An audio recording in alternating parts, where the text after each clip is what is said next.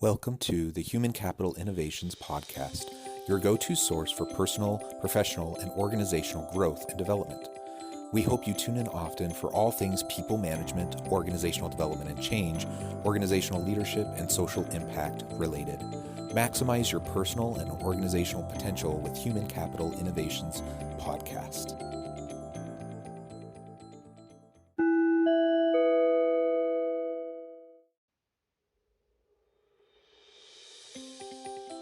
Welcome to the Human Capital Innovations Podcast. In this HCI podcast episode, I talk with Mitch Gray about the qualities and attributes of a successful organizational leader.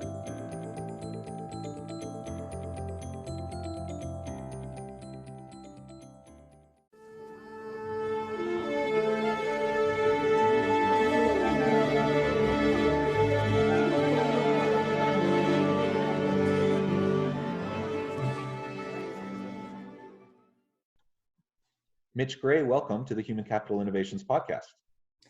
John, great to see you, man.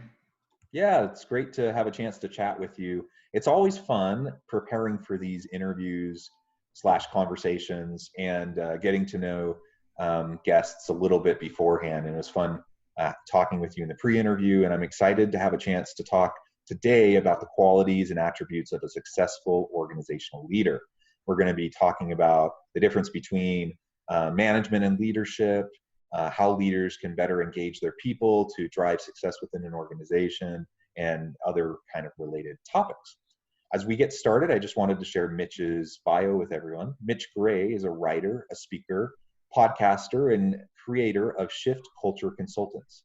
His work has been published in several publications, including Addicted to Success and The Good Men Project. Using his experience from over 2 decades of leadership in both retail business and nonprofits, Mitch teaches leaders how to better engage and empower their teams to take productivity and performance to the next level. When he isn't writing, creating content, or working on his podcast, The Mitch Gray Show, you can find him camping, fly fishing, or enjoying the outdoors with his family. That's awesome. And where are you located, Mitch? I am in New Mexico, thus the Z symbol you can see behind me if you're watching on video. Yeah. That's great. And I'm in Utah, and New Mexico and Utah both are great places for lots of outdoor adventures. I was in Utah for a few months back in the summer, actually. And I haven't spent much time there, but every time I have, I love it, man. I need to get there more often. It's a treasure, a true treasure. Yeah, pre-COVID, we just have busloads and busloads, millions of people coming through, as tourists to see all the national parks and everything. And that's died down, this year. But it's a lot of fun. And same with New Mexico. There's some really beautiful places to explore for sure. Yeah, I think I went in June or July. And I really wanted to spend a couple more days in Moab, but it was packed with people. And I thought, nah, I don't need to spend too much time there. There were way too many tourists there at that time for me. Yeah, even during COVID, it's still packed, right? Yes. Yeah. Yes. Yeah. Yeah. Well, Mitch, it's a pleasure to have a chance to talk. Before we dive into the discussion, anything else you want to share by way of background or personal context? Man, it's a crazy time to be alive, right? All of us are adjusting to this interesting season of life. I always want to encourage people that it is just a season. We'll get through it, and we'll come out the other side. It may look different than before, and that's okay as well. I was reading this morning about impermanence and how the hope of life comes from impermanence of life. And we're kind of living in that stage, right? So I'm just adjusting to everything, adjusting to Zoom calls and remote work and trying to meet people via social media. I have a pretty vast background, as you read in my bio, and just have a great family. All 3 of my kids are grown. My youngest is a freshman in college now. And so impermanence, that's all I can say. Yeah, everything continually is shifting, isn't it? And if nothing else, this pandemic has retaught us that lesson, that we need to be agile and adaptable to move forward in a positive way. Yep. Well, so Mitch, I'm curious, maybe we can start with just what got you to a place where you wanted to focus your career on developing leaders and helping organizations be more successful. I've always had this idea, first of all, that there is power in the human story. And I believe leaders have such a great impact. You can look through the history of humankind. And sure, we get to look back in reflection and read about the people that have done amazing things in not just the country we live in America, but in human history. And ever since I was a kid, I just had this idea that the human story has such great power. Everyone has a story to tell, which as I got into my teenage years led me into the idea of empowerment and of inspiration. And I actually always wanted to be a pastor, a preacher. And since I was 9 or 10 years old, and I did that for a while, and it was fun. Some of the best times of my life, most fun times of life, was when I was working in ministry. Conversely, some of the worst times of my life was when I was in that capacity. That's the reason I'm not in that capacity anymore. But even still, even though I've moved on in different various beliefs and types of faith and things like that, my core has always been about empowering people and inspiring people. I say that because when I was in my early 20s, the first time I left the ministry aspect of occupation, I went into high fashion retail, and I was just trying to make money for my family. And within 6 months, the company I was at put me in charge of a multi-million-dollar store. And so I moved up really quickly, and I just fell in love with business. And I quickly fell in love with what the only way I could reference it at the time was ministry. But really what I've learned is it's just humankind being empathetic and compassionate and serving each other. And I think that's a human aspect and not a religious aspect. And I quickly learned that when you do that in business, it changes the game.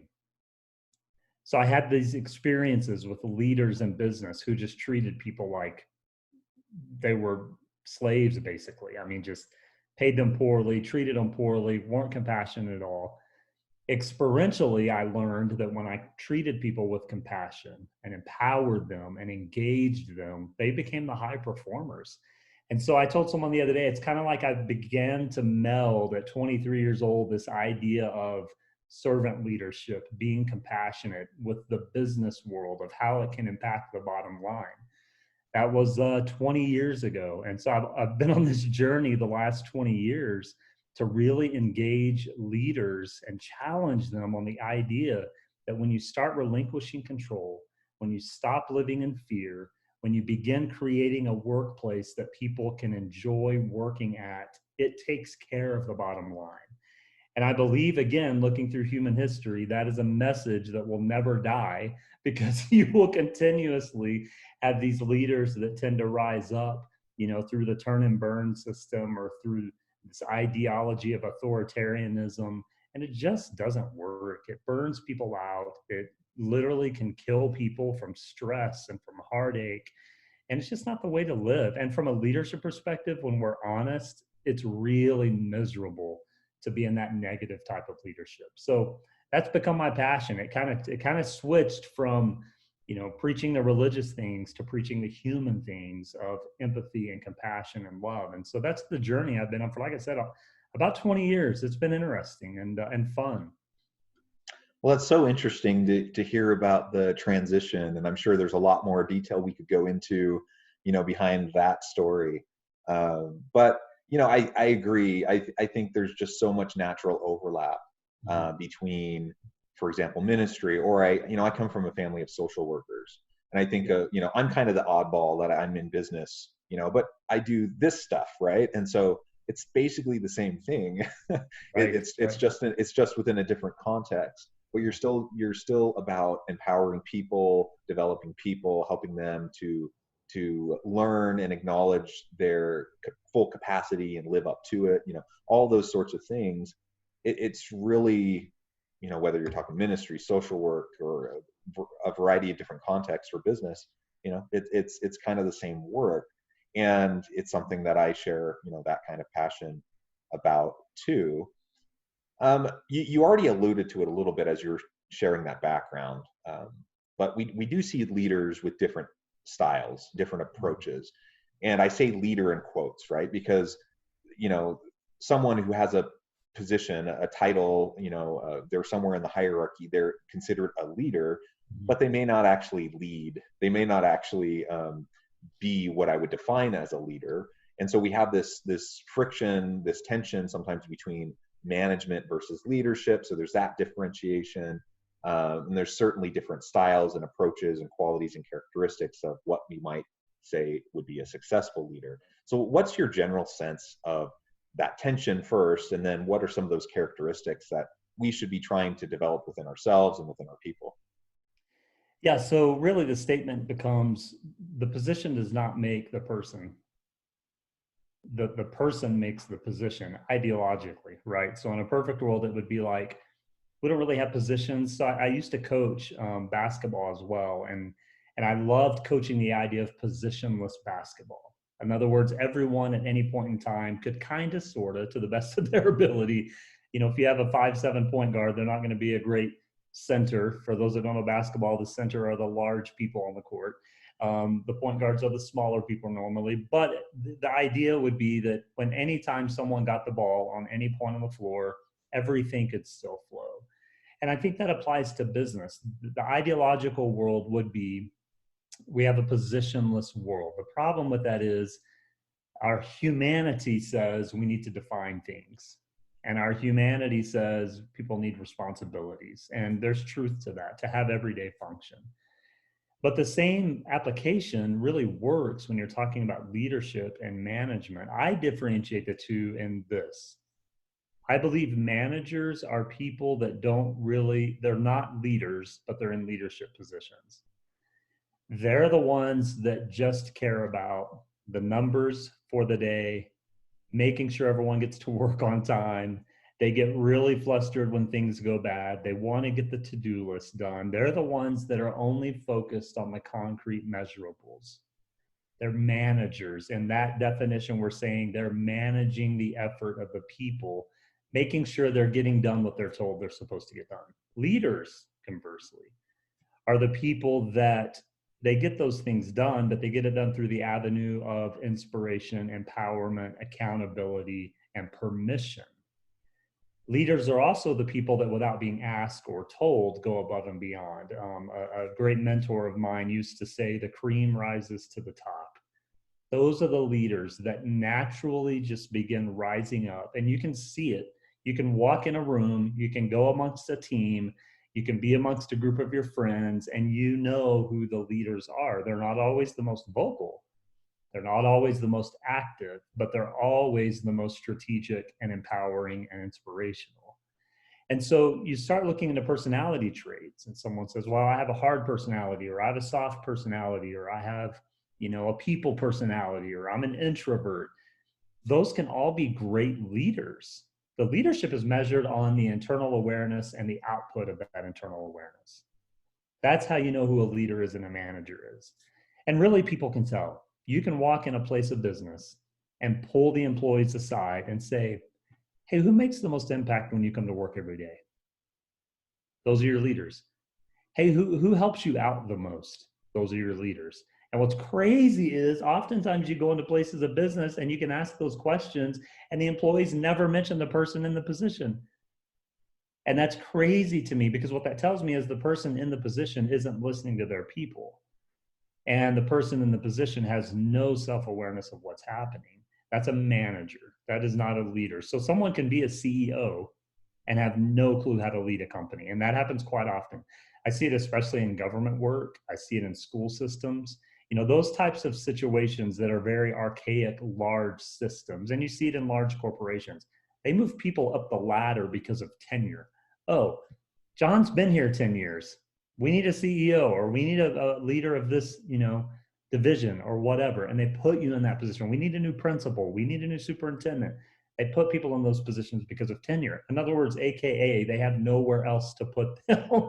So they're going to double their salary, give them more benefits, and put them in that position. And it's treacherous. It's treacherous. So I think the basic fundamental statement is the person does not make the position, and the position does not make the person. So you've got to really look at, if we're going to, I said that wrong. The person makes the position doesn't make the person. I'm sorry. So if we're going to look at that, you have to really give power not to the position, but to the person. And that takes a lot of innovation mentally, especially when you're dealing with large systematic type companies or government entities or anything like that, because now all of a sudden they're going against years and years of tradition. Well, this is how I heard that in ministry a lot. Well, this is how we've always done it. And my rebuttal always is, and we're not where you always were. And so it's a different day and time. Yeah, that's always an interesting conversation to have with people, because people that are managers in leadership positions don't like that conversation. And I believe they don't like it because they know the truth.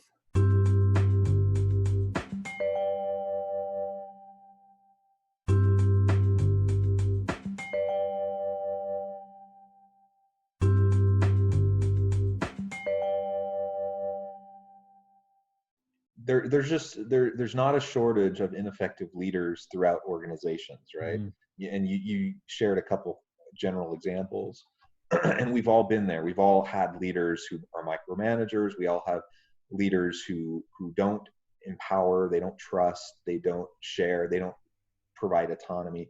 All those are necessary elements of truly leading, not just managing.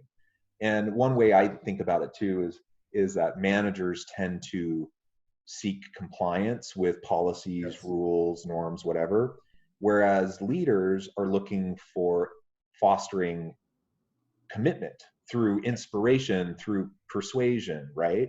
So rather than just trying to get someone to do what I say, you're leading by example, you're serving alongside your people. They know that you're walking the walk, and people fall in line because they want to be there. They want to be part of that team because they know they're going to be their best selves, and they're not only going to help the organization be successful, but they're going to prepare themselves for their future career. And that's what organizations need. And so often they just make all the wrong decisions as they're hiring people, promoting people from within, or bringing people in externally. So that raises the question, like, how do we better select for leadership? Because, regardless of what we may say about the value of positionless organizations or flat hierarchies, or, there's lots of research to go behind the efficacy of some of those types of approaches. But still, it's the norm, it's tradition, and those things are hard to change. And so most organizations are still going to have the bureaucratic structures.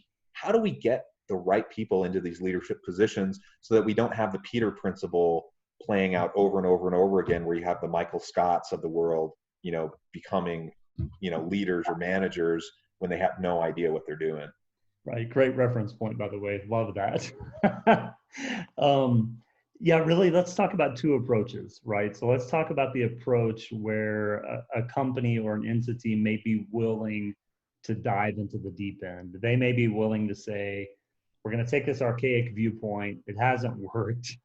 We're not going to hire for continuity anymore. We're going to hire for effectiveness.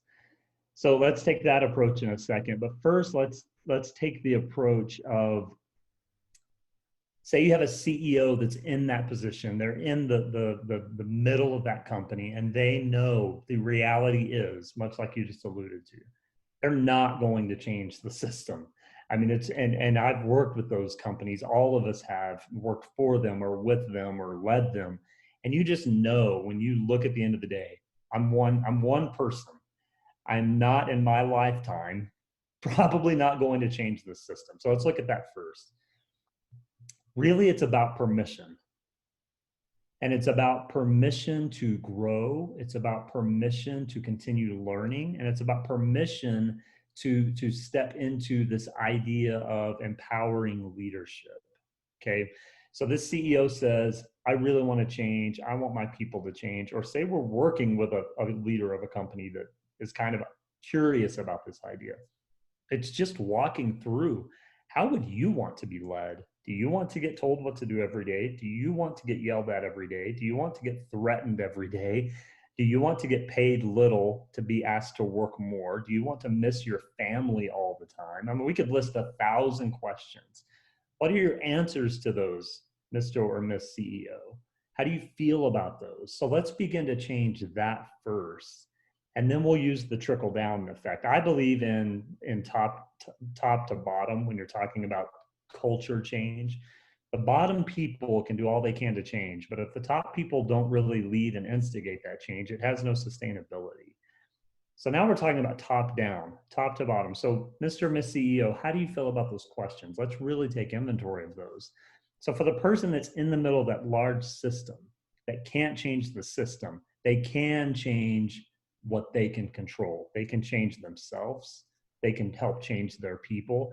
And I want to go back to the word I mentioned. It's about permission, giving self permission to do something different, and then giving your people permission. A manager says, we can't do whatever. A leader says, how can we do whatever? And it's those little changes. So if we have a leader that's listening, that constantly finds themselves saying, well, we can't do that, I would invite them to start shifting that to how can we do that? Because the answer still could be, well, because of policy or whatever, we still can't. It's a different mindset approach, and you start entertaining ideas. So that's for person that's in the middle of the system that they can't change. Now let's talk about person or company or entity that's ready to dive out. You asked the question about how do we begin maybe hiring differently? How do we look at things from a different perspective? I am from the old school when it comes to hiring. I'll actually put a little plug in now. In the next probably 4 to 6 months, my new book will be out, How to Hire and Keep Great People. And we're going to talk in the book about cultural development and how to find great people. Because the excuse I keep getting from business leaders is we can't find good people. No. I can go out in 10 minutes and find a really good team of people. Because the question isn't, can I find them? The question is, can I develop them? So I'm old school. That company I referenced earlier in the episode, when I was 21, 22 years old, and they gave me a $2.5 million business to run. We actually, now we're talking late 90s, early 2000s, before Indeed and before other third-party hiring systems. We actually interviewed every single person that put in a resume, every single one of them. 5-minute interview, 3 or 4 questions. And I averaged getting 5 to 8 applications a day. So I was doing hundreds and hundreds of interviews. And what I learned was nothing replaces one-on-one conversation. Nothing replaces human flesh and blood. And I know that those third-party platforms have allowed other people opportunities they may not have had. They've allowed companies to spread their net. But the negative side of it is I think companies have gotten really lazy on finding people. They've gotten really lazy on interviewing people, and they've depended solely on third parties to do their hiring. Here's the problem, John. Third parties don't know my company's culture. Third parties don't know the personality of our company. They don't know leadership styles that we want. They don't know any of that. So when it comes to shifting the mindset of how we're hiring, I say we get really creative. Look within first. Look within first, but don't look in the same spots. Don't look at the people that are managers now to be CEOs in the future. Look at the janitor who does a great job. Look at the secretary who does a great job. Look at those people that you may not think otherwise could do the job, because I would be willing to bet they can do the job. They may not have all the credentials you want, but unless you're working in law or a doctor or an educator and you don't need those, we can get people certifications. We can get people more education. I can't buy you intangibles. And that janitor that goes the extra mile and dusts when we don't ask them to, or vacuums when we don't ask them to, they're doing something that actually, those are strong leadership traits. And some of the smartest people I know are uneducated in the traditional sense. My father-in-law is one of the most, my friend calls him the most uneducated, educated man he's ever met. And you hire that man to run something for you, he's going to do a great job. If you look at his resume, you would never hire him. And so it's not only looking in at those opportunities, but then it's also looking out. What I tell people all the time, when you're recruiting, when you're out to eat, you're recruiting. When you're out at a movie, you're recruiting. When you're on a Zoom call, you're recruiting. Whatever you're doing, you're recruiting, because those people are sitting there and they're ready, but they're probably employed. And that's where we miss it oftentimes. We often want to look at the unemployed. We want to look at the people that are putting those applications in rather than actually recruiting people that are doing a really nice job where they are. And it could be in unexpected places. I just had a lot of luck in life hiring. Out of the 5 or 6 or 7,000 employees I've had over the years, I've had a lot of luck finding people where you never thought they would be found. And that's where the magic is. And that changes how we view leadership as well. Because now all of a sudden, manager, who you said it, managers want to serve compliance is kind of how you said it. But that's a problem, because if we've got someone in a leadership role who's really a manager and we hire someone that's untraditional, manager's going to flip because they don't understand that does not fall within compliance. But a true leader will go, oh yes, I want those people. When I used to hire people for sales, I actually didn't enjoy hiring people with past sales experience because they had so many bad habits I had to unlearn. I would rather hire someone who didn't have sales experience because I could teach them my culture, and that was valuable to me. And when leaders start looking at it from that perspective, it really changes the game. So leader that wants to dive into the deep end, I would say really start looking untraditional. Go old school. Talk to those people. Don't shake hands in today's situation, but get to the flesh and blood of it.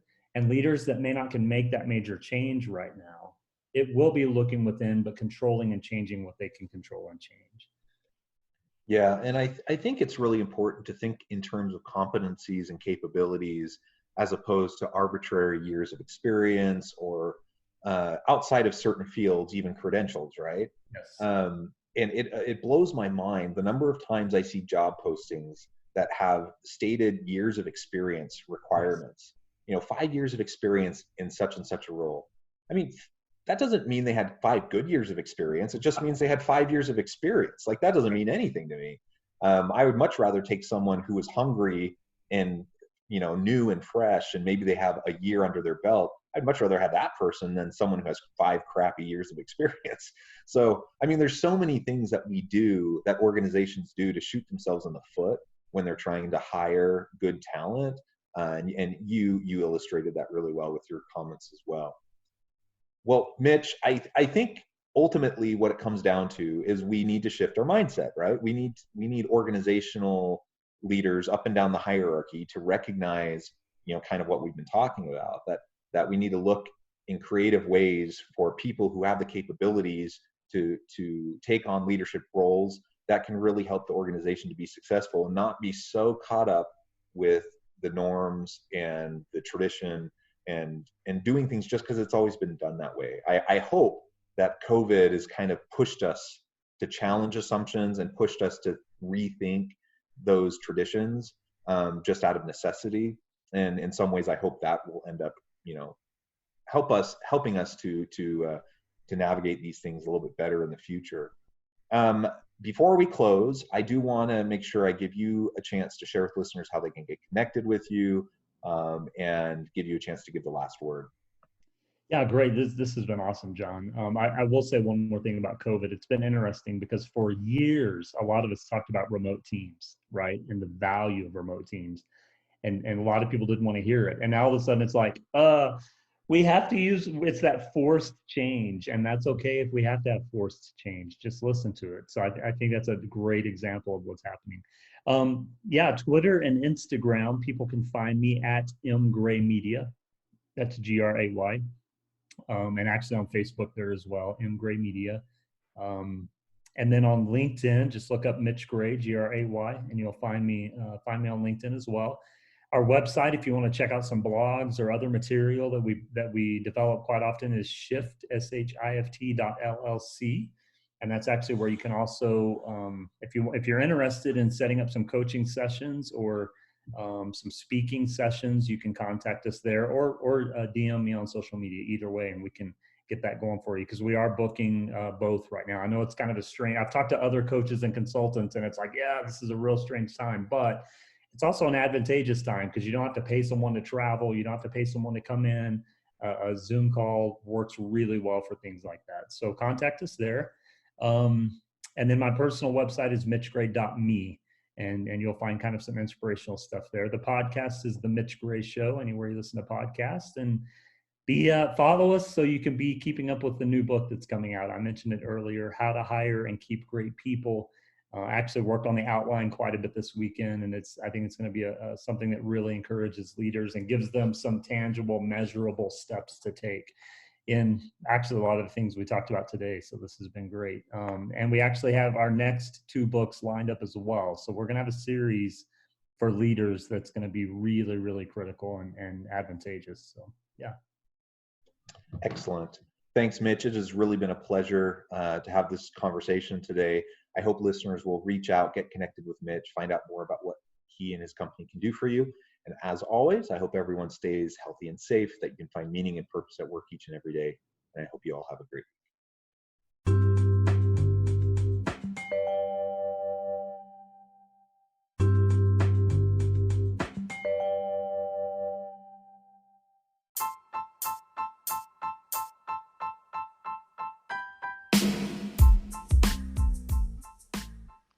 We are excited about the launch of HCI's new magazine, Human Capital Leadership. Human Capital Leadership is a free, interactive e-magazine designed to help individuals, leaders, and organizations find innovative approaches to maximize their human capital potential. We will be publishing issues quarterly in August, November, February, and May. Check out the first issue and let us know what you think.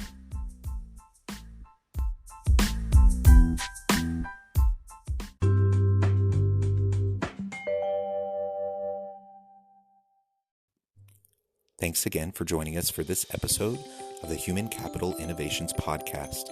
I hope you stay healthy and safe and that you have a great week.